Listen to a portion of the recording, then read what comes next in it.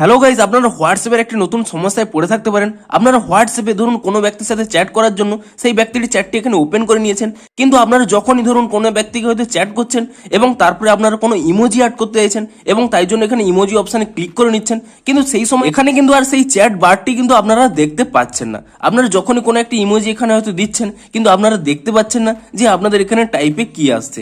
আপনারা যখন এখান থেকে ব্যাক করে নিচ্ছেন তারপরেই কিন্তু দেখতে পাচ্ছেন এখানে আপনাদের কি কি টাইপ হয়েছে।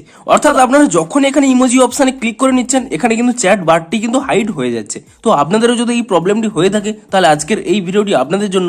আপনাদের কয়েকটি স্টেপ জানাবো, আপনারা সেই স্টেপগুলি ফলো করে নিন, তাহলে কিন্তু আপনাদের এই সমস্যাটি ইজিলি সলভ হয়ে যাবে। তো কি সেই স্টেপগুলি তা জানার জন্য পুরো ভিডিওটি অবশ্যই দেখতে থাকুন।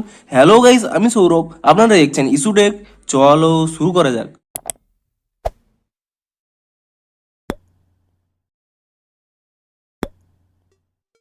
ভিডিওটি শুরুতেই জেনে দিই, আজকের এই ভিডিওটি যদি আপনাদের একটু হেল্পফুল বলে মনে হয় অবশ্যই একটি লাইক করে দিন, এবং এই চ্যানেলে যদি আজই নতুন এসে দেখেন এখনই চ্যানেলটিকে সাবস্ক্রাইব করে রাখুন, কারণ হোয়াটসঅ্যাপে যে কোনো নতুন সমস্যা দেখা দিলে তার সমাধানের ভিডিও আপনারা কিন্তু অবশ্যই এই চ্যানেলে পেয়ে যাবেন। তাই জন্য অবশ্যই চ্যানেলটিকে এখনই সাবস্ক্রাইব করে রাখুন। তো চলুন এবারে মেন ভিডিওটি শুরু করা যাক।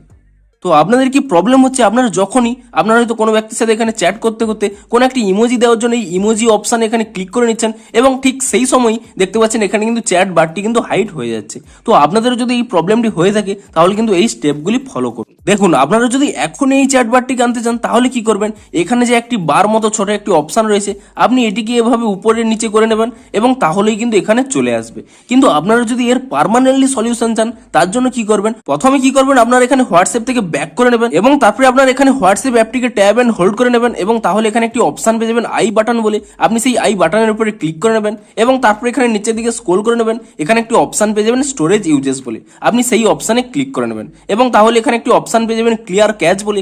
আপনি সেই ক্লিয়ার ক্যাচে ক্লিক করে নিয়ে হোয়াটসঅ্যাপের ক্যাচ ফাইলটিকে ক্লিয়ার করে নেবেন এবং তারপরে আপনারা এখান থেকে ব্যাক করে নেবেন এবং আপনাদের মোবাইলে থাকা প্লে স্টোর অ্যাপটিকে এখানে ওপেন করে নেবেন, এবং প্লে স্টোর অ্যাপটিকে ওপেন করে নিয়ে আপনি এখানে সার্চ করে নেবেন হোয়াটসঅ্যাপ বলে, এবং হোয়াটসঅ্যাপ বলে সার্চ করে নেওয়ার পরে আপনি এখানে চেক করে নেবেন যে হোয়াটসঅ্যাপের কোনো নতুন আপডেট এসেছে নাকি। দেখুন, এটি কিন্তু হোয়াটসঅ্যাপের একটি গ্লিচ, তাই জন্য হোয়াটসঅ্যাপ আপডেট করার মাধ্যমেই এই প্রবলেমটি কিন্তু সলভ হবে। তো আপনাদের যদি এখানে নতুন আপডেট এসে থাকে, এখানে কিন্তু আপনারা হোয়াটসঅ্যাপটিকে নতুন ভার্সনে আপডেট করে নেবেন, এবং হোয়াটসঅ্যাপটিকে নতুন ভার্সনে আপডেট করে নেওয়ার পরে দেখুন আমি এখান থেকে ব্যাক করে নিচ্ছি এবং পুনরায় এখানে হোয়াটসঅ্যাপটিকে ওপেন করে নিচ্ছি, এবং পুনরায় এখানে হোয়াটসঅ্যাপটিকে ওপেন করে নিয়ে আমি সেই চ্যাটে পুনরায় এখানে চলে যাচ্ছি। দেখুন, এই চ্যাটটিকে আমি ওপেন করে নিলাম, এবং এরপর থেকে যদি আপনারা ধরুন এখানে কোনো কিছু টাইপ করছেন এবং টাইপ করতে করতে আপনি যখন এখানে ইমোজি অপশানে ক্লিক করে নিচ্ছেন, এখানে দেখতেই পাচ্ছেন আপনাদের এখানে টাইপিং বারটিও রয়েছে এবং ইমোজি সেকশনটিও কিন্তু ওপেন হয়ে গেছে। অর্থাৎ আপনাদের যে প্রবলেমটি হচ্ছিল, আপনারা যখন এখানে ইমোজি সেকশনটি ওপেন করছেন, এখানে টাইপিং বারটি হাইড হয়ে যাচ্ছিল, তো এই প্রবলেম নিয়ে কিন্তু সলভ হয়ে যাবে। তো ভিডিওটি যদি আপনাদের একটু হেল্পফুল বলে মনে হয় অবশ্যই একটি লাইক করে দিন। দেখা হচ্ছে হোয়াটসঅ্যাপের আরো কোনো নতুন সমস্যার সমাধানের ভিডিওর সাথে। Thanks for watching.